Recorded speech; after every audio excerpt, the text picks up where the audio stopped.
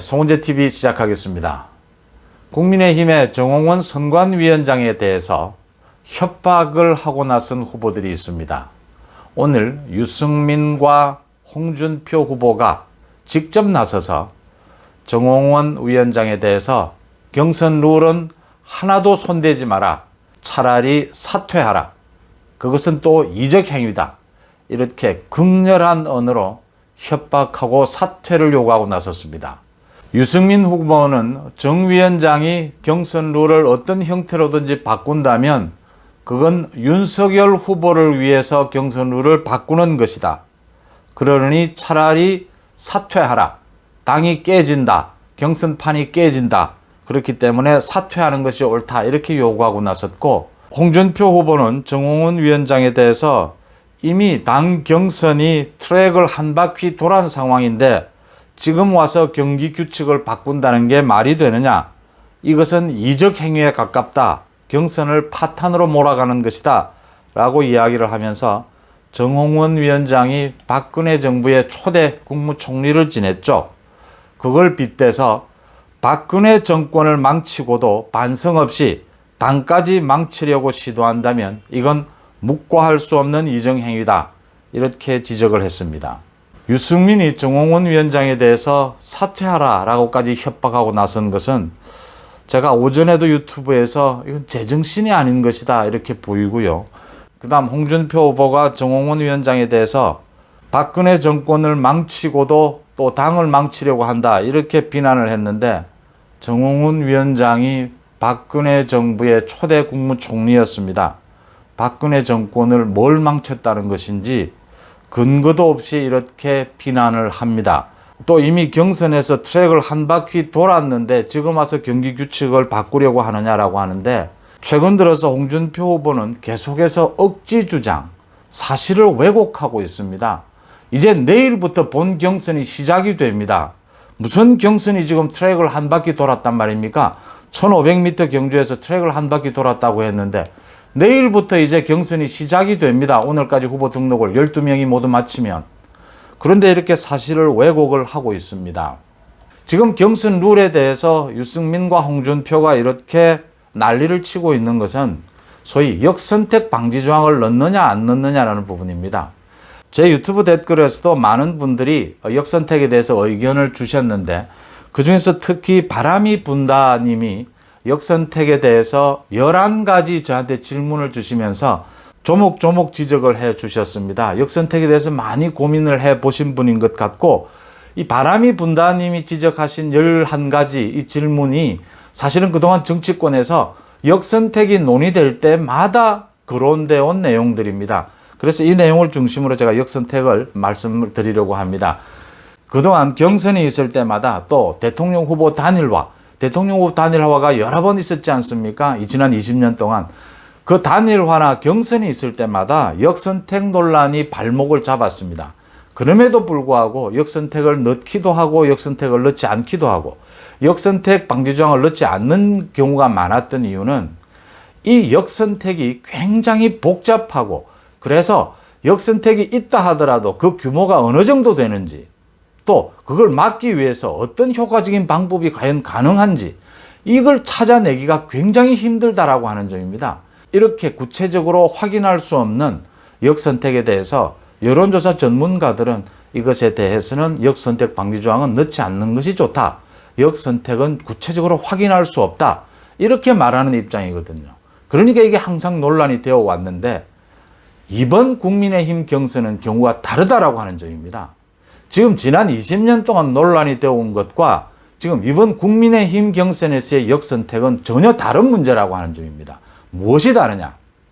가장 큰 것은 민주당에서 공개적이고 집단적으로 역선택을 하자라고 지금 나서고 있고 선동하고 있고, 많은 여권의 언론 매체와 유튜브들이 역선택을 선동하고 있다라고 하는 점입니다. 그 다음 두 번째, 그동안 여든 야든 역선택에 의해서 혜택을 받고 있다라고 지목되는 후보는 그걸 부인했습니다. 역선택 방지조항을 넣을 것이냐 이런 논란에 대해서도 소극적으로 대응을 했습니다.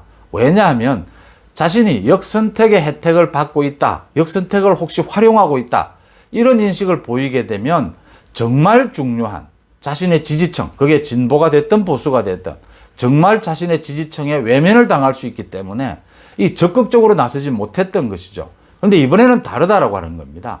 여권의 많은 언론들, 유튜버들이 역선택을 공개적으로 선동하고 있는데 거기에 발맞춰서 지금 국민의힘 일부 후보가 역선택을 노리고 아예 공개적으로 민주당의 지지자들을 겨냥한 선거운동까지를 하고 나섰다는 겁니다. 이 두 가지 점이 지금 기존에 지난 20년 동안 논의됐던 역선택과 지금 역선택의 문제가 다르다라고 하는 점입니다. 그래서 이것을 해결을 해야 된다. 여기에 이용당하지 않으려면 이걸 막을 장치가 필요하다라고 하는 점입니다. 그러면 일단 서울경제에서 오늘 국민의힘의 12명의 후보를 대상으로 여론조사를 실시를 했습니다. 역선택 조항, 방지 조항이 필요하냐 필요하지 않느냐. 그중에 필요하지 않다라고 대답한 사람이 7명이고 역선택 방지 조항이 필요하다라고 하는 사람이 2명이고 나머지 4명은 선관위의 결정에 따르겠답니다. 이게 이렇게 심각한데도 불구하고 역선택 방지 조항이 꼭 필요하다라고 공개적으로 이야기하는 후보가 2명밖에 없는 것은 이게 그만큼 역선택 문제가 복잡하고 그다음 이걸 방지하는 방법으로 꼭 역선택 방지 조항을 넣는 방법도 있고 일반 국민들을 대상으로 한 여론조사의 그 비율을 줄이는 방법도 있기 때문입니다. 그러니까 당원 비율을 크게 늘리게 되면 이 역선택이 거의 힘을 발휘하지 못한다라고 하는 점입니다.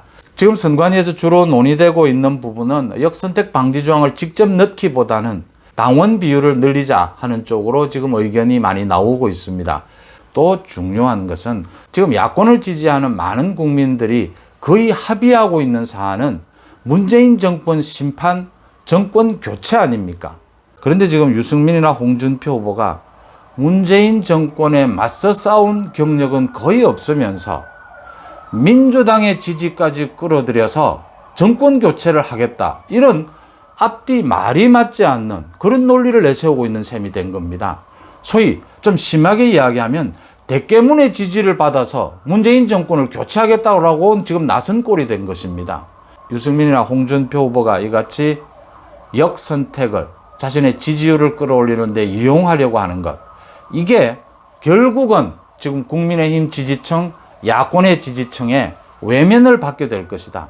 왜냐하면 야권의 지지층들은 소극적으로 역선택의 혜택을 받는 것이 아니고 적극적으로 역선택을 활용하는 민주당의 지지자들까지를 활용해서 자기 지지율을 끌어올리는데 활용하는 이런 후보에 대해서 야권의 지지자들이 신뢰하고 지지를 보낼 수는 없지 않습니까? 그렇다면 만약에 이 두 후보는 본선에 가게 되면 또 입장을 바꿀 겁니다.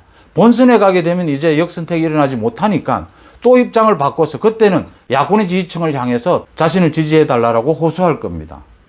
바람이 분다님이 제 댓글에 11가지에 대해서 질문을 해주셨어요. 여기에 대해서 제가 간략하게 답변을 드리면서 역선택의 부분에 대한 제 생각을 말씀을 드리겠습니다. 역선택이 가능하다면 이거 매번 여론조사에서 이렇게 역선택하는 사람들이 그 여론조사 표본에 어떻게 들어갈 수 있으며 그 들어갈 수 있는 확률이 얼마나 되겠느냐라고 또 물으셨습니다. 이 부분이 여론조사 전문가들이 주로 이야기하는 부분들입니다. 이렇게 표본에 그 역선택을 하고자 의도하는 사람들이 들어올 확률이 굉장히 높지 않다. 그래서 이게 미치는 영향이 크지 않다라고 하는 부분입니다.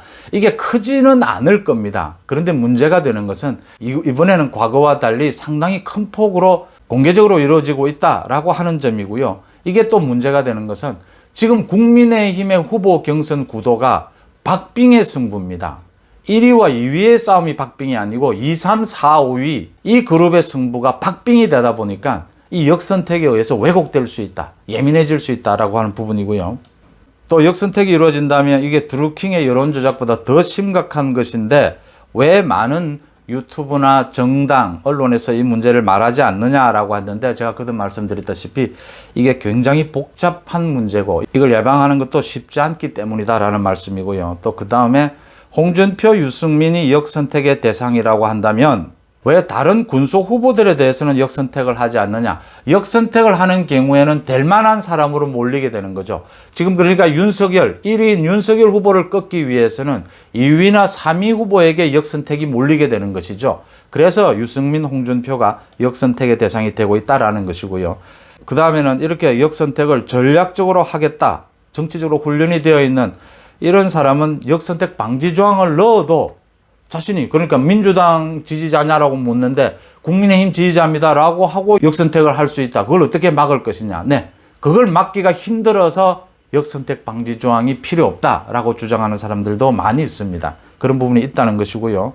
또 그 다음에 홍준표 후보 같은 경우에는 TK, PK에서도 지지율이 상승하고 있고 20, 30대에서도 지지율이 상승하고 있다. 이건 어떻게 봐야 하느냐. 홍준표 후보에 대한 지지율이 일정 부분 상승하고 있는 것도 사실입니다. 역선택과 관계없이. 그 다음 중요한 것이 밴드웨건 효과라고 하죠. 아주 유행하는 인기 있는 상품에 대해서 구매가 몰리는 것.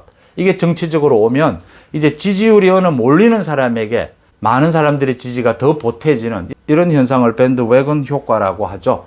홍준표, 유승민 후보가 이걸 노리고 지금 많은 야권의 지지자들이 비판을 하는데도 불구하고 역선택을 옹호하고 있는 겁니다. 지금 자신들의 지지율, 너무 낮은 지지율을 일정 부분 끌어올려야, 역선택에 의해서라도 끌어올려야 다른 야권의 지지도 끌어모을 수 있다. 밴드웨건 효과를 누릴 수 있다라고 하는 점에서 그런 일을 하고 있다는 것이고요. 또 윤석열 후보가 호남 행보를 하면서 좌우 대통합을 해야 된다라고 하는데 홍준표 후보에 대해서는 역선택이다 이렇게 얘기하면 되느냐. 예, 역선택인 부분도 있고 그 역선택 속에는 외연 확장의 부분도 같이 포함되는 그런 복잡한 구도여서 이렇게 주장들이 혼선을 일으키고 있다 이렇게 이해를 하시면 되겠고요. 홍준표, 유승민 후보가 지지율을 끌어올리는 것, 밴드웨건 효과를 노리는 것은 좋은데 이렇게 노골적으로 민주당 지지층을 향해서 역선택을 겨냥해서 선거운동을 하는 것은 나중에 역풍을 맞게 될 것이다. 야권 지지층들로부터 외면받게 될 것이다 하는 점을 지적을 하지 않을 수가 없고요. 또 한 가지는 이 역선택 방지 조항을 넣는 것보다 당원 비율을 높이는 쪽으로 해결하는 것이 이 역선택이 갖고 있는 복잡하고 예민한 그 성격상 합리적이지 않을까 하는 겁니다. 이런 방식이 역선택이 휘둘리지 않는 현명한 길이 아닐까 이렇게 생각해 봅니다. 고맙습니다.